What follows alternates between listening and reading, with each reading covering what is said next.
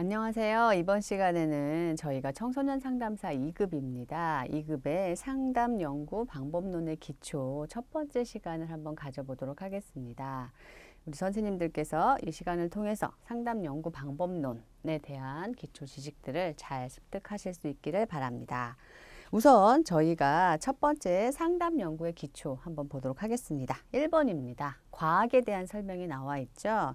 상담 연구를 이야기하는데 과학에 대한 이야기가 나와요. 왜냐하면 상담을 연구하는 데 있어서 무엇인가 과학적인 근거, 과학적인 어떤 접목이 들어가기 때문에 그렇습니다. 그래서 첫 번째 과학에 대한 설명들이 나오고 있습니다. 한번 보도록 하겠습니다. 1번 과학의 의의부터 나와 있는데요. 여기에서는 그냥 과학적인 것이 무엇을 의미하는가 그것 정도를 알아두시면 되겠습니다. 동그라미 1번에 보면 과학은 지각적인 작용에 의해서 관찰하는 것. 그쵸? 여기 색깔로 좀 다르게 표현되어 있죠? 이런 단어들이 중심 단어예요. 선생님들이 이 책을 보면서 이런 중심 단어가 과학의 속성을 나타내는 거구나 라고 잘 파악하시면 되겠습니다. 그래서 과학이라고 하는 것은 어떤 사물이나 현상의 성질을 관찰하고 그리고 나서 보면요. 또 파란 색으로 나와 있죠? 어떠한 사실을 증명하는 것, 실험을 통해서 사실을 증명하는 것, 그리고 그를 바탕으로 해서 어떤 객관적인 법칙을 발견하는 거다라는 겁니다. 이런 과학은 동그라미 2번을 보면 원인과 결과에 대한 인과관계를 설명을 하고 있습니다. 이게 중요하죠. 원인이 무엇이고 그로 인한 결과가 무엇이냐 이런 인과관계를 설명하고 있고요. 그래서 그 밑에 동그라미 2번의 두 번째 줄을 보시면은 어떤 현상을 이해하고 설명하는 것을 목표로 하고 있고요. 또 반복된 검증을 거쳐서 일반적인 지식이나 이론을 일반화하는 거다. 그러니까 과학을 통해서 어떠한 현상이나 사물을 관찰하고 그를 통해서 사실을 증명하고 그래서 어떤 법칙을 발견해내고 그로 인해서 반복된 검증을 하고 그래서 일반화를 이뤄내는 거다라는 것을 알아두시면 되겠습니다. 그럼 그 모든 것들을 하고 나서 뭐냐? 동그라미 3번에 뭐예요? 앞으로 무슨 일이 일어날지를 예측할 수 있는 거죠. 이 과학적인 연구를 통해서 그런 것들이 가능하다라는 겁니다. 2번에 과학과 철학에 대한 설명이 있습니다. 이거는 그냥 간단하게 알아두시면 되겠습니다. 예전에는 이런 문제가 이제 기출로 나왔기 때문에 여기에 이제 정리가 되어 있는데 최근에는 이것과 관련된 기출 문제는 사실 잘 안 나왔습니다. 근데 초반에 좀 나왔던 문제입니다. 그래서 과학과 철학을 보면 논리적 실증주의가 있고 논리적 경험주의, 반증주의, 과학적 혁명이라는 게 있습니다. 논리적 실증주의라고 하는 것은 관찰이나 가설의 검증을 통해서만 어떠한 것이 정당화될 수 있다라는 거예요. 실증주의라고 하는 것은. 경험주의라고 하는 것은 연속적인 논리적 경험주의라고 하는 것은 연속적인 경험적 검증 과정을 통해서 진리를 발전시킬 수 있다라는 겁니다. 반증주의는 뭐예요? 기존 이론의 모순에 대해서 반증하는 과정을 통해서 뭐를 한다? 어떠한 발전을 이뤄낸다. 이론의 발전을 이루어낸다라는 거고요. 과학적인 혁명이라고 하는 것은 기존의 패러다임을 부정하는 거예요. 부정함으로써 새로운 과학적인 발전을 이룬다라는 이런 개념입니다. 이 개념 정도는 그냥 이렇게 머리에 넣어두시면 되겠습니다. 그 다음에 이제 중요한 게 그 지식인에 나와 있는 거죠. 이게 이제 중요한 거죠. 과학적으로 생각하는 상담자라고 하는 겁니다. 과학적으로 생각하는 상담자. 여기서 보시면 과학이라고 하는 용어가 들어가고요. 상담자라고 하는 게 들어갑니다. 상담자 하면 보통 우리가 임상, 실습 뭐 이런 것들을 생각을 할 수 있어요. 그런데 과학이 접목이 된 거예요. 두 개가 플러스가 된 겁니다. 이것이 무엇을 의미하느냐라는 거죠. 이것은 미국의 상담 훈련이나 임상심리학자 훈련에 큰 영향을 준 기류에 의해서 나타난 건데 그 지식인에 보시면 상담 활동에 뭐가 플러스가 됐냐면 과학적 기초와 적용. 이것이 같이 접목이 되는 과학자 실무자 모델에서 나온 거죠. 그런데 이것의 개념이 뭐냐면요. 반드시 연구를 하는 과학자를 생산해내야 되는 게 아니라 이 상담자가 과학적으로 생각을 하면 된다라는 거예요. 그런데 그 과학적으로 생각한다는 게 무슨 의미냐라고 보면 그 밑에서 두 번째 줄, 박스 밑에서 두 번째 줄 보시면 그보다는 다른 상담자의 연구 성과를 체계적으로 활용할 줄 아는 사람. 그러니까 과학적으로 가설을 세우고 내담자를 만났어요. 내담자를 만나면 가설도 세우고 그것을 검증하고 그런 것들도 과학적으로 생각하는 상담자이고요. 또 하나는 뭐예요? 다른 상담자의 연구 성과를 활용할 수 있는 것. 이것도 과학적으로 생각하는 상담자를 의미를 하는 겁니다. 그래서 이 개념은 알아두셔야 되죠. 이건 기출로 종종 나오죠. 잘 알아두시면 좋겠습니다. 그 다음 넘어가셔서 큰 3번에 과학적 연구 요소라는 게 있습니다. 여기에서 이제 중요한 것은 개념이라는 것과 그 다음에 개념적 정의, 조작적 정의, 그 다음에 현실 세계라고 하는데 이건 변수로 측정하는 거거든요. 이 과정이 중요한 여기서 이제 알아두셔야 하는 겁니다. 그러니까 어떠한 심리적인 어떤 구인에 대해서 어떠한 개념이 있고요.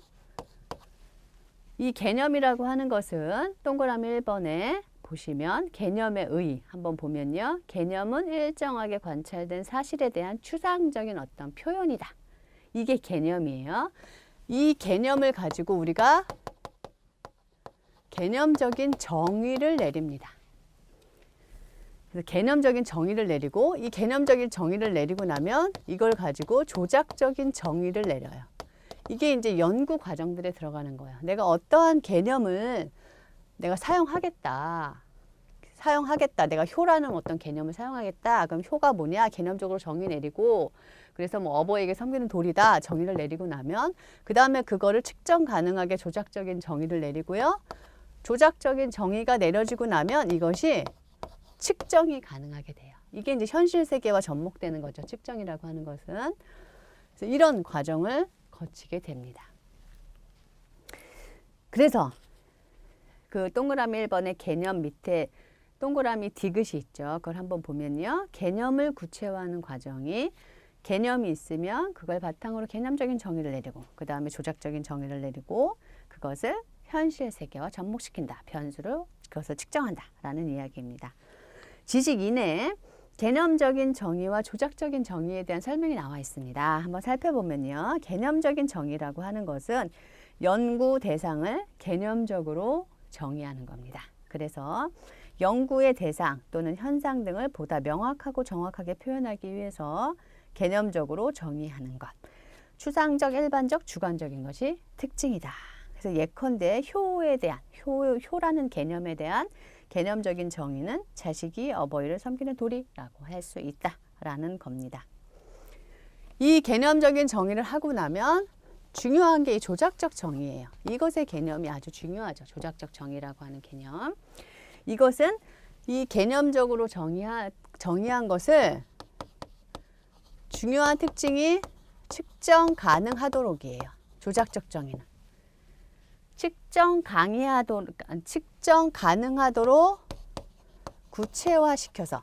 구체화시켜서 정의하는 것. 이게 중요한 단어죠. 조작적 정의의 중요한 단어. 그래서 측정 가능하게 구체화시켜서 정의를 하는 거다. 그래서 점 첫 번째를 보시면요. 개념이 추상적이어서 직접 조사하기 어려운 경우 그것을 측정 가능한 형태로 대체하거나 지수로 정립하는 것이다. 두 번째 보시면 한 구인에 다양한 조작적 정의가 존재할 수 있다라는 겁니다. 예를 들어서 거기 보세요. 그 조작적 정의는 연구자마다 다 다르게 낼 수 있어요. 예를 들어서 거기 예컨대로 나와 있죠. 신앙이라는 구인이 있어요. 구인이라고 하는 것은 컨스트럭트, 심리적인 어떤 특성을 나타내는 거죠. 그럼 이 신앙이라는 구인을 어떤 사람은 교회에 참석 횟수로 조작적 정의를 내릴 수 있고요. 어떤 사람은 성경을 읽은 횟수, 뭐 어떤 사람은 교회에 다닌 연도 이런 것들로 이런 조작적 정의를 내릴 수가 있는 거예요. 연구자마다 다 다르게 내릴 수가 있습니다. 그런데 측정이 가능하죠. 우리가 신앙 하면 측정을 할 수가 없어요. 근데 교회에 참석한 횟수 이렇게 하면 성경을 읽은 횟수 한 번 다 읽은 횟수 이런 것들로 측정을 하면 신앙이라고 하는 것을 우리가 측정할 수 있게 되는 거죠. 이러한 것들이 조작적 정의입니다. 근데 여기 이거는 사람마다 보는 연구자마다 보고 싶은 게 다르기 때문에 보는 게 달라지겠죠. 조작적 정의는. 점 세 번째 보시면 조작적 정의는 될 수 있는 한 실행 가능하고 관찰 가능한 조작을 좀 더 명확하게 해서 관찰 가능해야 한다는 특징이 있습니다. 그 다음에 구체적일수록 반복 연구에 수행이 쉽다. 구체적으로 조작적 정의가 내려주어야 된다라는 겁니다. 그래서 이러한 것들이 조작적 정의에 해당된다라고 해서 선생님들이 이제 많이 잘 알아두셔야 되는 건 이 조작적 정의의 개념이에요. 그리고 이건 연구자마다 달라질 수 있고 다른 연구자가 내가 뭐 어떤 사람의 연구를 사용할 때 그 사람이 그 연구에 있어서 그 심리적 구인의 조작적 정의를 어떻게 내렸는지를 우리가 찾아봐야 되는 거죠. 그래서 선생님들이 이제 논문 같은 데 보시면 조작적 정의들을 보통 이렇게 내리죠. 뭐 내가 신앙심이라는 것을 연구 주제에서 연구를 하고 싶다라고 하면 이 신앙심이라고 하는 것에 대해서 나는 무슨 척도에서 나온 어떠한 점수 이거를 가지고 신앙심이라고 나는 정의 내리겠다. 이렇게 조작적 정의를 내리는 논문들이 많이 있죠. 이러한 것들 조작적 정의에 해당이 됩니다. 그 다음에 큰 2번의 변수 한번 보도록 하겠습니다. 변수라고 하는 것은 개념을 숫자로 바꿀 수 있게 해주는 거예요. 여기서 변수로 측정을 하는 거죠. 이 측정이라고 하는 게 이것은 개념을 숫자로 바꿀 수 있는 거다. 그래서 동그라미 기억의 변수의 의의를 한번 먼저 보면요. 변수는 두 가지 또는 그 이상의 값으로 경험적으로 분류할 수 있는 개념, 측정 가능하게 분류할 수 있는 개념을 말한다. 그렇게 나와 있습니다. 여기에서 이제 그 다음에 잘 알아두셔야 되는 건 변수의 종류에 대한 이야기예요. 이걸 좀 잘 알아두셔야 되죠. 변수의 종류 첫 번째 보면 독립변수, 종속변수, 통제변수, 매개변수, 외생, 왜곡, 억압변수를 한번 보겠습니다. 먼저 우리가 독립변수를 한번 보도록 하겠습니다. 독립변수를 보면요. 원인을 가져다 주는 변수예요. 그래서 원인 변수라고도 하고요. 설명 변수라고도 하고 예측 변수라고도 합니다. 종속 변수는 결과를 나타내는 기능을 하는 변수를 의미합니다. 그 다음에 통제 변수라는 게 있습니다. 이거는 제3의 변수를 통제하는 변수예요. 그래서 독립 변수와 종속 변수의 인과관계 영향을 주는 어떤 변수, 이런 것들이 이제 통제 변수에 해당이 되겠습니다. 이 통제 변수에 그 밑에 나와 있는 매개 변수, 뭐 외생 변수, 왜곡 변수, 억압 변수 이런 것들이 통제 변수에 들어가겠죠. 그래서 매개 변수는 두 변수의 중간에서 매개자 역할을 하는 변수다라는 겁니다. 그 다음에 외생 변수, 마치 상관관계가 있는 것처럼 근데 상관관계는 없어요. 그렇게 보이는 게 외생 변수. 왜곡 변수는 정반대의 관계가 나타나도록 하는 변수. 억압 변수는 완전히 두 개의 변수 간에 상관관계가 있으나 그와 같은 관계가 없는 것처럼 보이게 하는 제3의 변수다. 이런 것들이 이제 다 통제 변수에 들어가는데 우리가 한번 예를 들어서 한번 보도록 할게요. 예를 들어서 이런 연구가 있다고 봐요. 상담자 연령에 따른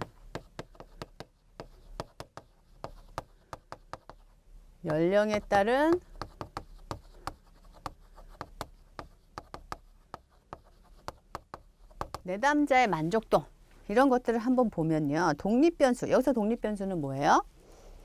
상담자 연령이겠죠. 연령에 따른이니까. 그죠? 이게 독립변수죠. 그래서 이 독립변수라고 하는 것은 의도적으로 변화시킬 수 있어요. 상담자 연령을 30대, 40대, 50대, 60대, 20대부터. 그럼 이 연령에 따라서 내담자 만족도, 이게 종속변수죠. 종속변수가 어떻게 바뀔까라는 것들을 보는 겁니다. 이게 독립변수고 종속변수고. 그럼 여기에서 이거 외에 어떤 독립변수와 종속변수의 인과관계에 영향을 주는 변수. 우리가 보통 생각할 수 있는 게 어떤 게 있을 수 있어요? 성, 사는 지역, 뭐 교육 수준 이런 것들도 영향을 줄 수 있잖아요. 내담자 만족도나 이런 것에. 그래서 그런 것들은 우리가 통제를 보통 하죠. 그런 건 통제하고 이게 여기에 미치는 영향만 우리가 보통 보게 되는 거죠. 근데 여기에서 만약에 우리가 또 매개 변수라는 걸 또 둘 수가 있어요. 그쵸? 그럼 보통 이제 도형으로 그리면 모형으로 그리면 상담자 연령, 만족도 여기서 이렇게 영향을 주는데 매개 변수는 보통 어떻게 돼요? 이렇게 그려지죠. 그래서 여기에서 연령이 이 사람의 뭐 어떤 변수, A라는 변수에 영향을 주고 이렇게 변수, 그럼 얘가 매개 변수가 되죠. 직접 영향을 주기도 하지만 독립 변수의 결과 변수이기도 하고 종속 변수에는 원인 변수가 되는 거. 이런 게 매개 변수죠. 그래서 매개 변수의 모형은 이렇게 그려주고, 근데 이거 말고 우리 조절 변수라는 게 하나 또 있는 거 아시죠? 둘 사이의 상호작용을 통해서, 독립 변수와 상호작용을 통해서 종속 변수에 영향을 미치는 거. 그래서 조절 변수는 보통 모형을 이렇게 그리죠. 그죠? 매개 변수는 이렇게 영향을 미치는 걸로, 요 사이에서 영향을 주는 걸로 조절 변수는 이렇게 그리게 됩니다.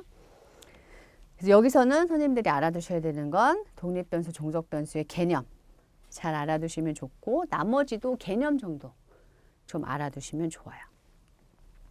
그 다음에 이게 변수고, 그 다음에 이론이라는 게 있습니다. 이론이라고 하는 것은 동그라미 기억을 보시면, 이론은 현상에 대한 설명과 예측을 목적으로 변수 간의 관계를 밝히는 것이다. 그래서 어떤 변수와 어떤 변수, 상담자 연령에 따라 내담자 만족도에 차이가 있었다. 그래서 상담자 연령이 증가할수록 내담자의 만족도가 높아졌다. 뭐 이런 것들을 내가 하나 발견해냈다. 뭐 이런 것들이 이론이 될 수 있는 거죠. 이러한 것들이 이제 이론에 대한 설명입니다. 그 다음 우리가 넘어가셔서 큰 2번에 연구의 개요를 한번 보도록 하겠습니다. 큰 2번에 연구의 개요를 한번 보면요. 1번 연구의 목적. 우리가 연구를 왜 하냐? 연구를 하는 이유는 1번에 보고, 기술, 설명, 예측입니다. 연구를 바탕으로, 그걸 바탕으로 어떠한 간단한 자료를 만들어서 발표하는 것, 그리고 어떤 현상을 기술하는 것, 뭐 실태 조사 이런 걸 통해서 기술하는 게 되겠죠. 그 다음에 설명이라고 하면은요, 연구에서 설명이라는 단어가 들어가면 선생님들이 알아두셔야 되는 건 인과관계라는 단어를 알아두셔야 돼요. 그래서 연구에서 설명이라는 단어가 들어가면 그것은 인과관계를 파악하는 거구나 라는 것들로 알아두시면 되겠습니다. 예측은 이론의 기초 명제로부터 보다 복잡한 명제를 추론하는 것이다 라고 알아두시면 되겠습니다.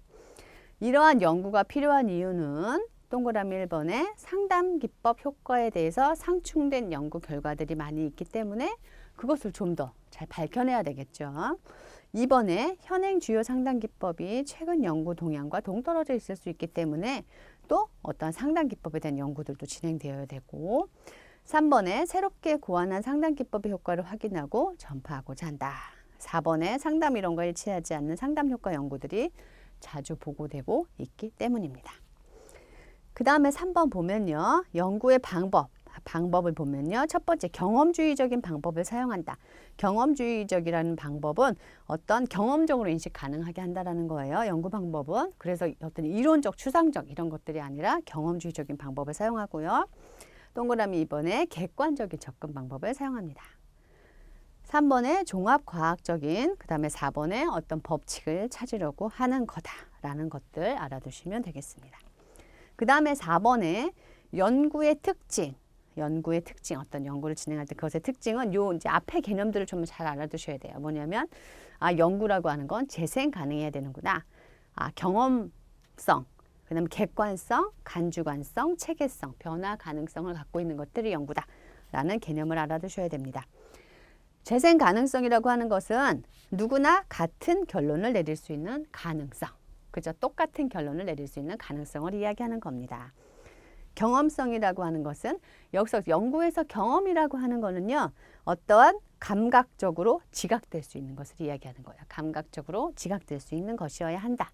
경험적으로 인식할 수 있어야 되는 거다. 어떤 이론을 바탕으로 뭐 이래서 이런 게 아니라 경험적으로 우리가 인식할 수 있는 것이어야 된다라는 겁니다. 객관성이라고 하는 것은요, 건전한 감각기관을 가진 여러 사람이 같은 대상을 인식하고 그로부터 얻은 인상이 일치하는 것. 너와 내가 그 현상에 대해서 같은 인상을 가질 수 있는 것, 이런 것들을 이야기를 합니다. 그렇기 때문에 그 객관성의 점 두 번째를 보면 동일한 실험을 행하는 경우 서로 다른 주관적인 동기가 있더라도 표준화된 도구와 절차 등을 통해서 누구나 납득할 수 있는 결과를 나타내야 한다라는 겁니다. 이러한 객관성 때문에 뭐가 나오냐면요, 표준화된 도구가 발달할 수 있는 거야. 이런 객관성이 있기 때문에. 여러 사람이 같은 대상을 같이 일치하게 결론을 내야 하기 때문에 표준화된 어떤 도구가 발달하게 된 거죠. 그 다음에 간주관성이 있습니다. 간주관성은 상호주관성이라고도 불리는 것으로서 다른 연구자들에게도 연구 과정과 결과가 이해되어야 한다. 내가 이해한 거 타인도 이해할 수 있어야 한다라는 겁니다. 체계성이라고 하는 것은 일정한 틀, 순서, 원칙에 입각해서 진행되어야 하는 것을 이야기하는 거고요. 변화 가능성은 언제든지 비판되고 수정될 수 있다라는 것을 의미합니다. 이것이 이제 연구의 특징이에요. 여기서 알아두셔야 되는 건 이런 재생 가능성, 경험성, 객관성 이러한 것들이 있구나라는 것을 알아두시고 이것의 개념이 무엇인지는 이제 이 제목을 우선 알아두셔야 돼요. 이제 시험에 나올 때 보통 이 앞에 있는 이 파란색 그 앞에 제목 있잖아요. 그것만 나오는 경우도 있고 그 안에 있는 설명으로 뭐 연구의 특징이 아닌 것을 골라내라 그렇게 하기도 하기 때문에 선생님들이 이 개념은 잘 알아두셔야 되겠습니다. 그 다음에 5번에 연구와 윤리 문제입니다. 연구와 윤리를 보면 사실 요즘에 이제 윤리 문제가 꼭 이제 시험에 나오고 있죠. 그래서 윤리는 잘 알아두셔야 됩니다. 그래서 연구의 윤리.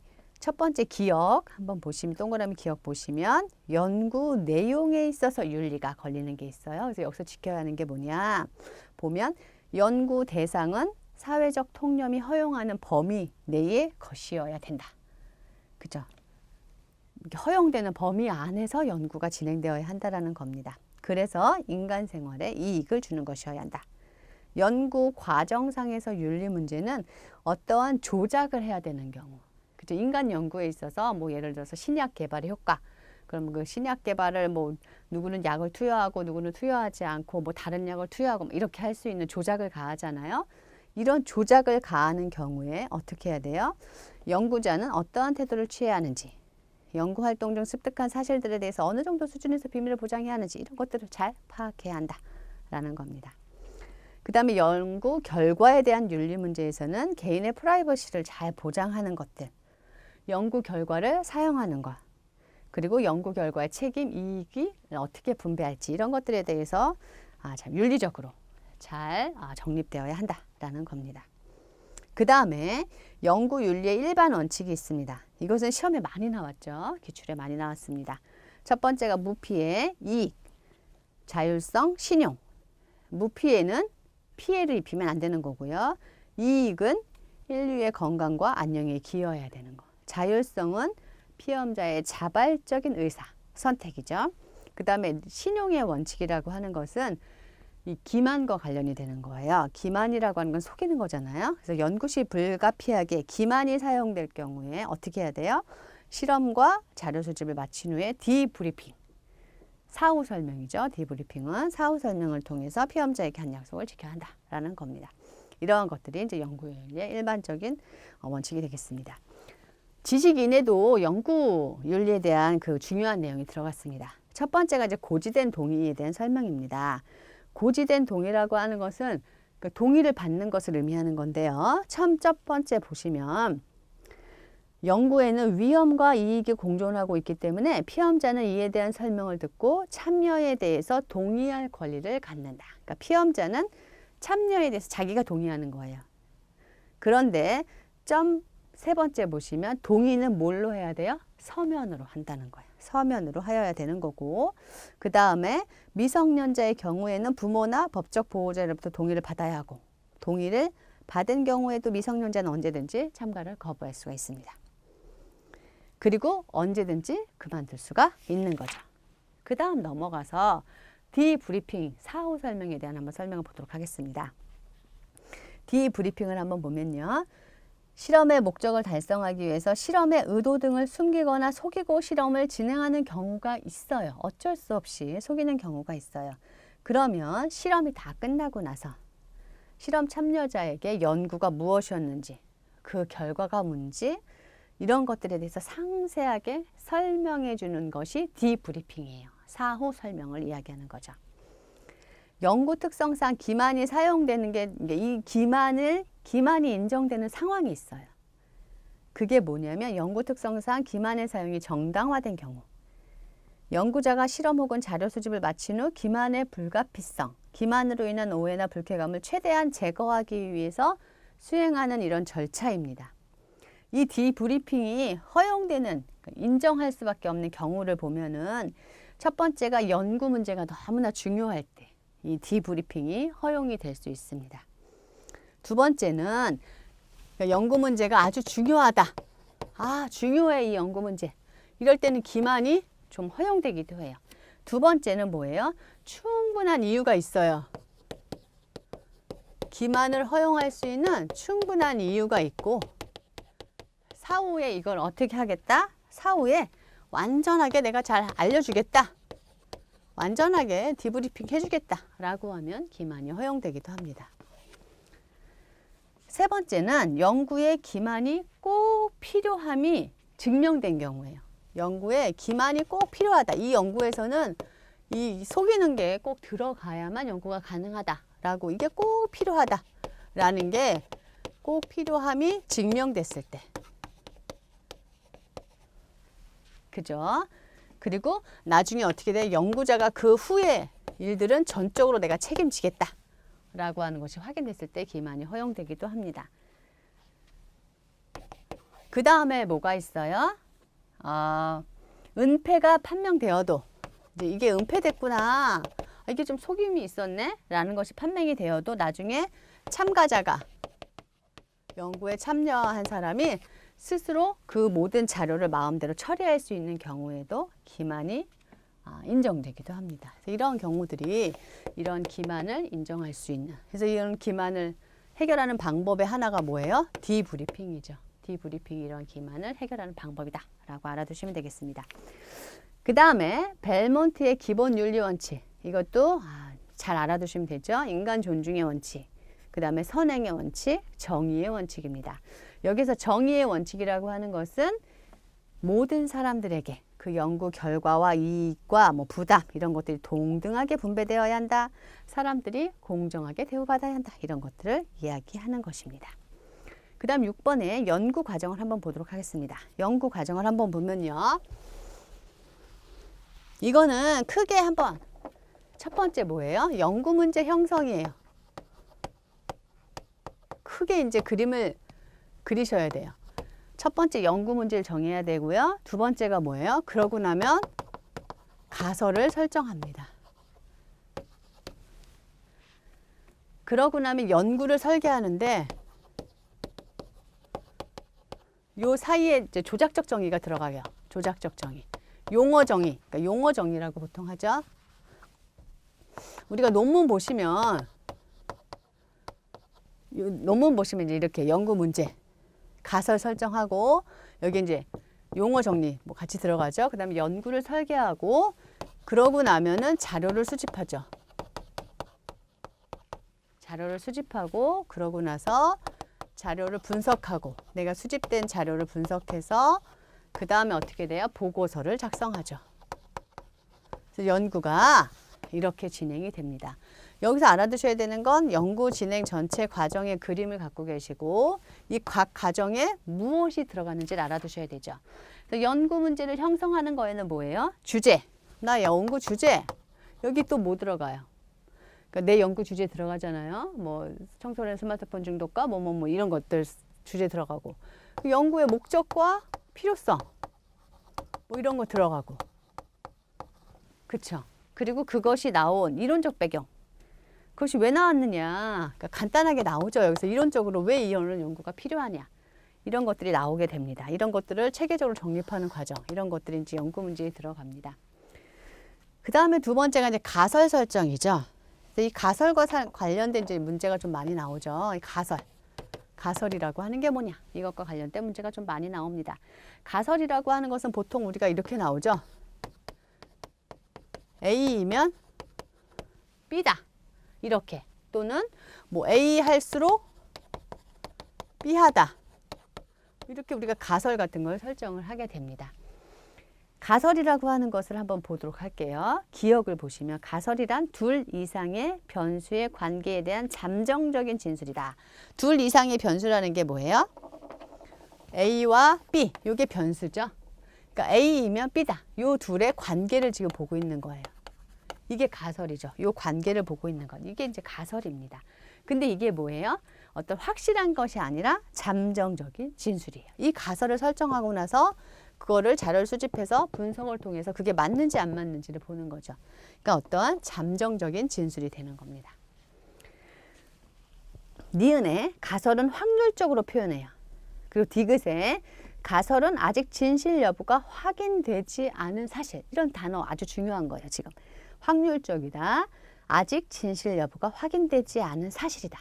이것을 뭐라고 표현하냐면요. 추계성이라고 표현해요. 추계성. 가설이라고 하는 것은 추계성이라고 표현을 합니다. 그래서 확률적으로 표현하는데 아직 진실 여부가 확인되지 않은 사실이다 라는 겁니다.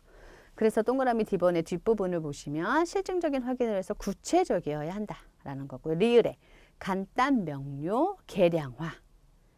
미음에 광범위한 범위에 적용 가능해야 되고요.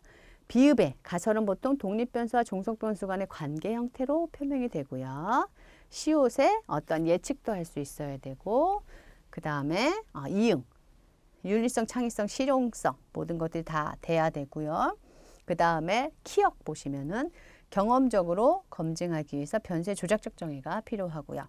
그리고 피읍의 연구를 통해서 진위 여부를 검증해야 된다. 그래서 가설을 검증 가능성, 진위 여부를 검증해야 한다. 이것은 이제 검증 가능성이라고 보는 거죠.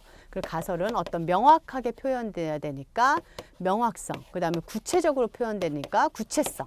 이러한 것들이 이제 가설의 특징에 해당이 된다라고 보시면 되겠습니다. 그 다음에 두 변수 간의 관계니까 상호 관련성 이런 용어들 이런 용어들이 가설에 대한 설명이다라고 보시면 되겠습니다. 그래서 그 지식인에 나와 있죠. 가설의 조건 명료, 한정, 가치 중립, 검증 가능성이다라고 보시면 되겠습니다. 그러고 나서 이제 연구 설계에 들어가요. 그렇죠? 연구 설계에 들어가게 됩니다. 연구 설계에서는 뭐가 들어가요? 연구 대상을 선정하고 언제 할 거냐, 시기, 연구 방법은 무엇으로 할 거냐, 뭐 면담으로 할 거냐, 설문조사로 할 거냐, 뭐 이런 것들을 정하게 되고요. 그리고 가설은 그럼 난 뭐 어떻게 검증하겠냐, 양적 연구로 검증하겠냐, 뭐 뭘로 하겠냐 이런 것들이 들어가게 됩니다. 이게 이제 연구 설계에 들어갑니다. 그 다음에 자료 수집이 들어갑니다. 자료 수집은 내가 어떻게 하겠냐, 관찰로 하겠다 나는. 아니면 난 어떻게 하겠다? 질문지를 활용하겠다. 나는 면접 등을 통해서 하겠다. 이런 것들이 이제 자료 수집 방법에서 내가 정하게 되는 거죠. 그러고 나면 자료를 분석합니다. 내가 이제 정한 자료를 분석하게 되죠. 자료를 분석할 때는 동그라미 기억해 보시면 자료의 분석은 연구에 의해 수집된 자료가 설정된 가설을 어느 정도로 지지하고 있는가를 평가하는 거다. 뭐예요? 내가 요 수집한 자료가 내 가설을 어떻게 지지하고 있는지를 내가 평가하는 과정이다 라고 보시면 되겠습니다. 그 다음에 연구 보고서를 작성을 합니다. 그래서 연구 보고서를 작성하는 걸 한번 보시면요. 기억에 보고서의 작성은 연구 결과를 연구되고 있는 영역 내의 동일한 현상, 동일한 조건이면 어느 경우에 적용할 수 있도록, 어느 경우에도 그것을 적용할 수 있도록 일반화예요. 보고서는 일반화하려고 쓰는 거예요. 내 연구 결과가 다른 상황에서도 잘 활용될 수 있을 거야 라고 일반화하는, 그래서 이를 일정한 형식으로 기술하는 것이다.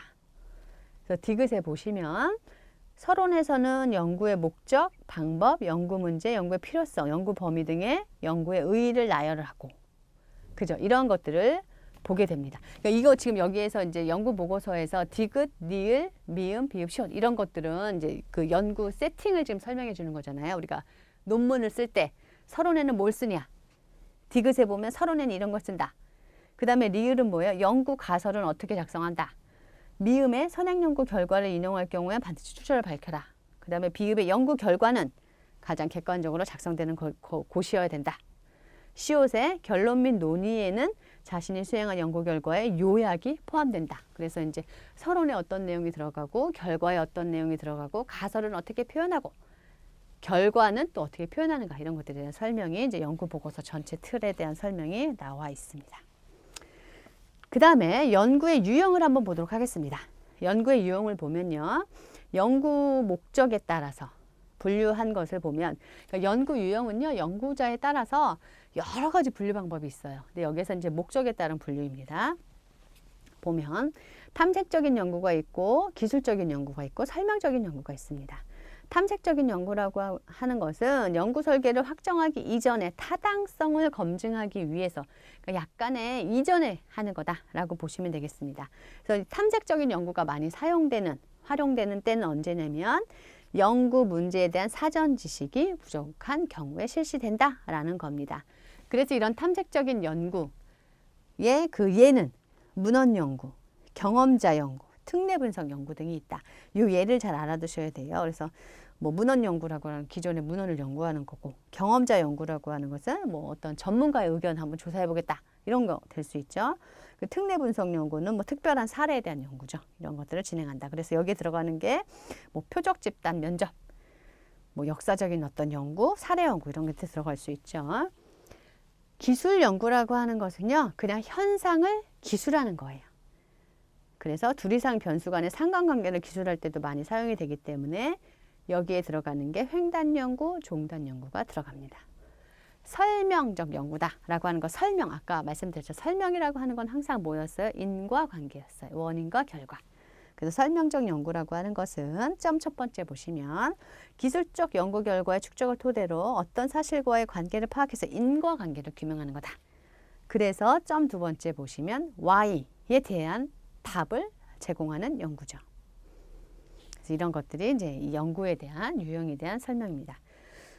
그 다음에 이제 지식인에 나와 있는 문헌 연구법. 연구법이 이제 여러 가지가 있는데 이제 문헌을 연구하는 것에 대한 그 왜 탐색적 연구에 나와 있는 문헌 연구법이죠. 그것에 대한 좀 더 자세한 설명이 나와 있습니다.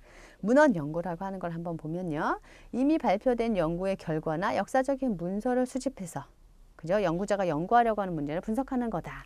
그래서 여기에서 사용되는 문헌 연구를 할 때 보통 사용되는 것이 그 1차적 자료와 2차적 자료 이것을 활용하게 됩니다. 1차적 자료라고 하는 것은 뭐 사건을 직접 경험한 사람들이 남긴 기록. 2차적 자료는 그것을 어떤 서술한 그 경험한 사람들의 사실을 어떤 뭐 글로 서술해 놓은 것 이것을 활용하는 것 이게 이제 2차적 자료가 되겠죠. 이런 것들이 있다. 이런 문헌 연구에 있어서 장점과 단점 이게 이제 시험에 좀 많이 나와요. 뭐가 나오냐면 어떠한 연구법의 장점과 단점을 찾아내는 것들이 이제 시험에 종종 나오기 때문에 좀 알아두시면 문헌을 연구하는 것의 장점 보면요. 시간과 공간의 제약이 없죠. 그냥 문헌을 보는 거니까. 그래서 시간과 비용을 절약할 수 있다. 기존 연구 동향도 파악할 수 있다. 그런데 이것이 어떠한 뭐 그 자료를 활용을 하는 거기 때문에 연구자의 주관적인 판단이 자료를 해석하는 주관적인 판단이 개입될 우려가 있고요. 문헌이 신뢰도가 떨어질 경우에 문제가 되겠죠. 그 다음에 실험을 하지 않기 때문에 평면적인 연구가 된다. 그런 것들이 이제 단점에 해당이 되겠습니다. 그 다음에 우리가 시간 차원에 따른 분류를 한번 보도록 하겠습니다. 시간적인 차원에 따라서 연구를 어떻게 나누나 보면요. 첫 번째가 횡단 연구와 종단 연구가 있습니다. 횡단 연구와 종단 연구 이거는 이제 시험에 많이 나오죠. 선생님들이 잘 알아두셔야 됩니다.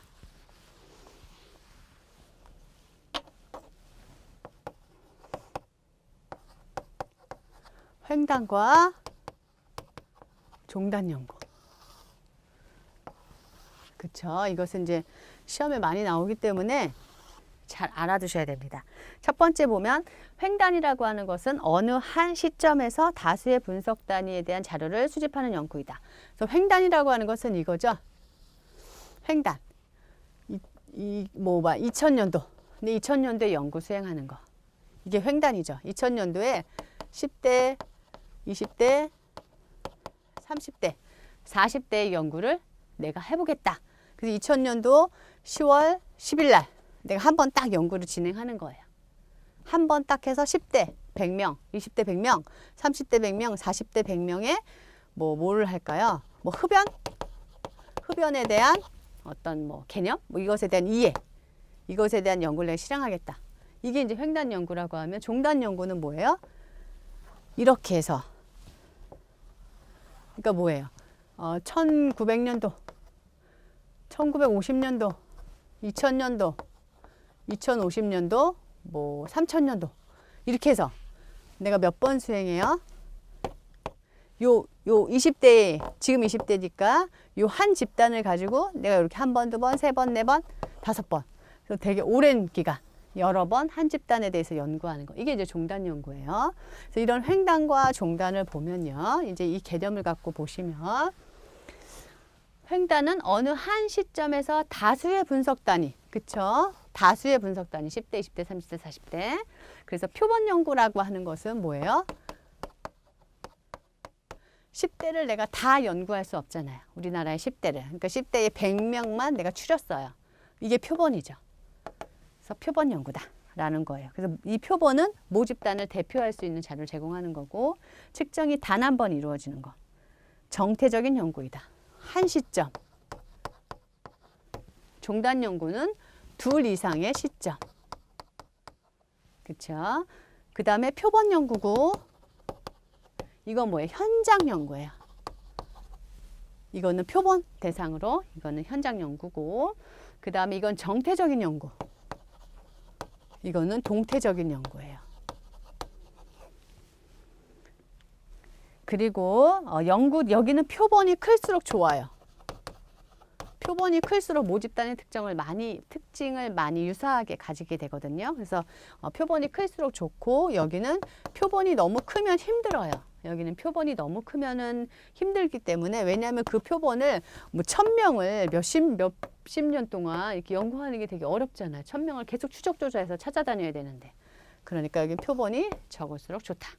이런 것들이 있습니다. 그래서 횡단 연구에는 뭐가 들어가냐면 인구 연구, 여론 연구 이런 것들이 들어가고요. 종단 연구에는 어떤 것이 들어가냐면 동년배 연구, 경향 연구, 패널 연구가 들어가게 됩니다. 그래서 여기서 알아두셔야 되는 게 있어요. 이게 시험에 많이 나오는데 뭐가 많이 나오냐면 동년배, 코원 연구라고 하죠. 그 다음에 경향 연구, 패널 연구 이 종류를 잘 알아두셔야 돼요. 횡단 연구에 여론 연구, 인구 연구, 종단 연구에 패널, 종단 연구에 패널 연구가 들어가고요. 그 다음에 경향 연구가 들어가고요. 그 다음에 동년배 연구 또는 코혼 연구라고도 해요. 여기서 이제 중요한 게 뭐냐면 패널 연구는요.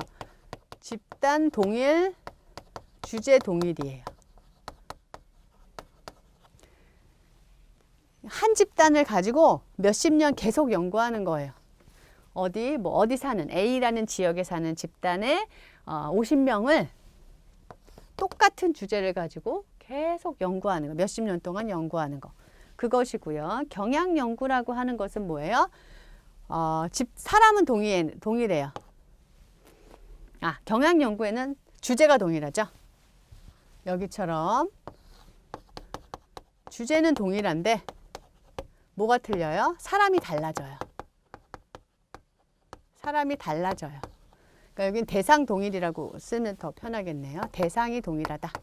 연구 대상이 동일하다. 여기는 대상이 다르다. 그래서 우리가 경향 연구는 주제는 동일하지만 응답자가 달라져요. 연구가 뭐가 있냐면 예를 들어서 이런 게 있어요. 뭐 A라는 대학의 A라는 학과 만족도 조사. 이러면 이 학과의 만족도 조사를 매년 들어오는 신입생들을 대상으로 할 때 그러면 뭐예요? 주제는 동일하죠. 만족도. 학과 만족도니까. 그런데 대상은 계속 달라지죠. 이런 것들이 이제 경향 연구라고 하는 것입니다. 그 다음에 패널 연구라고 하는 것은요. 주제가 동일해요. 주제는 계속적으로 동일한데 여기는 뭐가 동일하냐면요.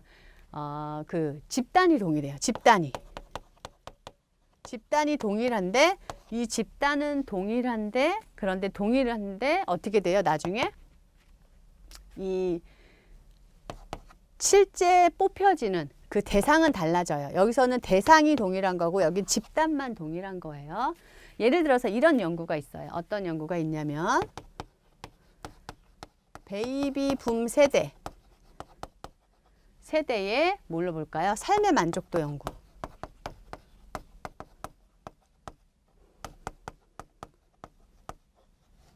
베이비붐 세대의 삶의 만족도 연구를 보면요. 자, 집단이 동일하다고 하는 건 뭐예요? 베이비붐 세대예요. 그래서 2000년도에 베이비붐 세대 150명에게 삶의 만족도를 검사했어. 2001년도에는 어떻게 돼요? 베이비붐 세대는 맞는데 대상은 바뀌었어요. 그 똑같은 사람이 아니라 이 세대에 해당되는 다른 50명 내가 찾아서 또 삶의 만족도를 보는 거예요. 2002년도에 또 다른 50명 해서 내가 삶의 만족도를 보는 거예요. 이렇게 집단은 동일한데 맨날 뽑히는, 매해 뽑히는 대상은 달라지는 연구. 그게 뭐예요? 코혼 연구, 동년배 연구에 해당이 됩니다.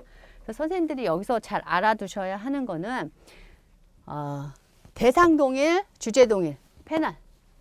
경향은 주제는 같지만 주제는 다 같아요. 모든 연구가. 그런데 패널은 대상이 동일하고 경향은 대상이 다르고 동년배 연구는 집단이 동일하다. 이렇게 이해해 두시면 되겠습니다. 그 다음에 세 번째, 자료 수집의 성격에 따른 분류 한번 보도록 할게요. 자료 수집의 성격에 따른 분류를 보면은 첫 번째가 양적 연구가 있습니다. 양적 연구라고 하는 것은 대상의 속성을 계량적으로 양을 가지고 연구하는 거에서 얼마나 많은가 이런 것들을 보는 거죠. 그래서 이것은 객관적인 연구에 많이 수용이 되고요. 양적 연구에서 사용하는 것은 연역법의 기초에서. 그래서 양적 연구를 통해서 하는 것은 일반화를 많이 합니다. 여기에 바탕이 되는 배경은 실증주의예요. 실증주의를 바탕을 두고 있고, 그래서 여기에서 이제 장점은 일반화 가능성이 높지만 뭐가 안 된다? 구체화에 아주 구체적인 세부적인 그 케이스마다를 다 이렇게 보긴 좀 어려운 거예요. 그냥 이렇게 전체 양으로 보기 때문에. 그래서 이것을 사용하는 방법이 질문지 연구, 실험 연구 이런 것들이 있다. 그 다음 넘어가서 질적 연구가 있습니다. 이것과 다르게 질적 연구라고 하는 것은 현상학적인 인식론을 바탕을 두는 거고요. 그래서 이건 질을 분석하는 거예요. 질, 본질. 그래서 여기에서는 연구자의 개인적인 증거틀을 사용해서 비교적 주관적인 연구를 수행을 하고요. 귀납법의 근거를 보통 합니다. 그래서 현지 연구, 사례 연구가 들어갑니다. 사실은 양적 연구, 질적 연구에 대한 이것은 기본적인 개념들은 좀 알아두시면 좋겠습니다. 그 다음에 지식 탐구의 방법은 여러 가지 지식 탐구의 방법이 있는데 동그라미 미음에 나와 있는 과학에 의한 방법들에 대해서 저희가 지금 설명을 좀 많이 하고 있는 거죠. 그러한 것들이 있습니다. 그 다음에 기타 연구 유형을 보면 사례 연구가 있죠. 사례 연구는 소수의 사례를 심층적으로 다루는 것. 이건 질적 연구에 해당이 되는 거잖아요. 그래서 소수의 사례를 심층적으로 연구하는 방법이다. 그래서 장점은 어느 특정 사상이나 사례에 대한 특례 분석 이런 것들이 가능한 거고, 그 다음에 조사 대상을 포괄적으로 파악할 수 있다. 단점은 대표성이 불분명하다. 그러니까 내가 어떤 소수 사례를 보기 때문에 얘를 통해서 그 집단을 대표한다 이렇게 보기는 어려운 거예요. 그 다음에 니은에 보시면 서베이 연구가 있습니다. 이건 표본 집단을 대상으로 설문지 형태로 자료를 수집하는 연구예요. 여론조사 같은 거죠. 장점은 풍부한 자료를 얻을 수 있고 수집된 자료는 정확성이 커요. 그런 단점은 획득된 정보가 상당히 피상적이다. 구체적이지 않다라는 거죠. 이런 것들이 단점이 되겠습니다. 그 다음에 디귿의 실험 연구. 이것은 독립 변수가 종속 변수에 영향을 미치는 인과관계를 파악하는 연구예요. 이것이 이제 반대되는 것, 대조되는 게 현장 연구가 되겠죠. 그 다음에 리을의 모의 상담 연구가 있습니다. 이거는 좀 또 잘 알아두셔야 돼요. 모의 상담 연구는 우리가 그런 거 생각하시면 돼요. 우리가 모의 상담을 진행하는 거 보신 적 있죠. 보통 학회 같은 데 가시면 앞에서 이제 어떤 그러니까 상담자 대가분이 나오시고 어떤 한 분이 자기가 자원해서 상담을 받는 그런 모의 상담을 이렇게 진행하는 경우들이 있잖아요. 뭐 그런 것들을 좀 이렇게 그냥 생각을 좀 하시면서 보시면 조금 더 이해가 쉽습니다. 그래서 모의 상담 연구는 관찰하는 상담 현상 자체를 좀 더 단순화시키는 연구 전략이다. 장점은 연구자가 계획한 대로 독립 변인을 조작할 수 있어요. 그죠? 어떤 내담자가 오게 되고 어떤 것들을 잘 조작할 수 있는 거고요. 이제 두 번째가 연구 문제와 관련이 없는 변이는 통제가 가능하고요. 세 번째, 모의 상담 과정을 실제보다 단순화시켜 결과의 해석이 용이할 수 있고요. 네 번째, 상담 연구에서 발생한 윤리적 장애를 줄일 수가 있습니다. 그런데 단점은 이게 통제가 많이 됐기 때문에 외적 타당도가 저하돼요. 일반화시키는 데 있어서 좀 어려움을 가질 수 있다라는 겁니다. 그래서 모의 상담이 실제 상황보다 지나치게 단순화될 수 있어서 연구 결과를 일반화시키는 게 어렵다라고 보시면 되겠습니다. 네, 이렇게 해서 이번 시간에는 저희가 상담 연구 방법론의 기초 첫 번째 시간을 한번 살펴보았습니다. 수고하셨습니다.